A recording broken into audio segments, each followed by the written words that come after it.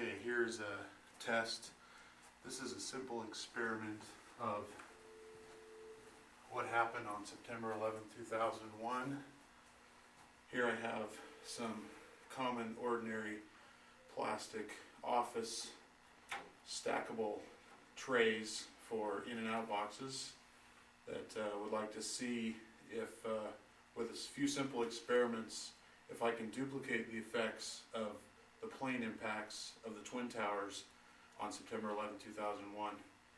So the first thing I want to show you is I've stacked these up. They're not connected really in any way except for how they normally stack on top of each other with little grooves and stuff in them. And first thing I want to show you is that they're not glued together. So this is actually not a very good replica of the towers on 9/11, because if I were to fly a plane into the side of this stack of trays at a high speed, that you can see that's kind of what happens to the building I've created here. So we put these back together, and you can see I've actually broken one because I have tried a part of the experiment that I'm going to show you.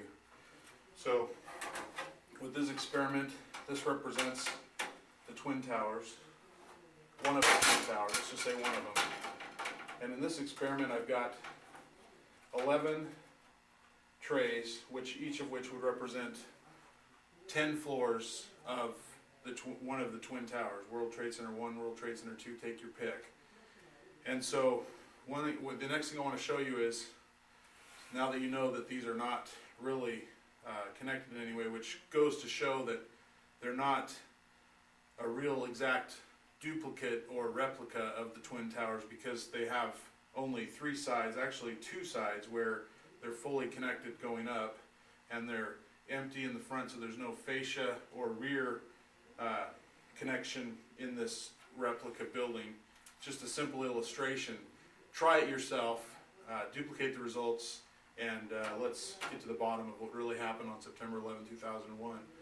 So let me show you the next experiment, which is if I take a portion of this Twin Tower, or this tower, and remove some of the floor in the middle, and we know that fires, supposedly according to the official story, fires melted the steel, which caused the steel to become weakened and the tower to collapse on itself, with the top portion collapsing and the bottom portion falling as well in a very unprecedented and speedy manner. Well, so I'm going to see what happens if I remove completely the floors that were impacted by the plane in the impacts on 9/11 by the planes, and watch what happens if there is no resistance to the upper portion of the tower falling onto the lower portion of the tower. What do you think is going to happen? The remainder of the tower does not collapse.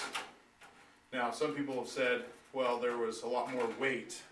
So I've got a phone book here that I'm going to place on the top of this tower and remove the place where there was an impact entirely. So we're assuming there's a free fall from the upper floors to the lower floors. Let's see what happens to the remainder of the building in this scenario.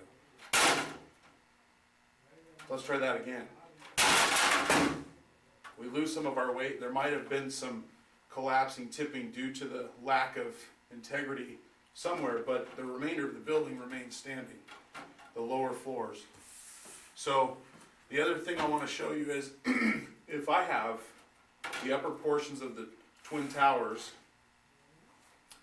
and they were to fall in a free fall speed from their height at whatever they were, 110 stories high, and they were to fall to the ground without any resistance, which would be the greater time of resistance or fall for the tower with nothing below it and the upper portion of the tower with the remaining tower below it? Which would be faster, this fall or the fall from the tower going through the tower for the top floors to reach the bottom or to reach the ground floor?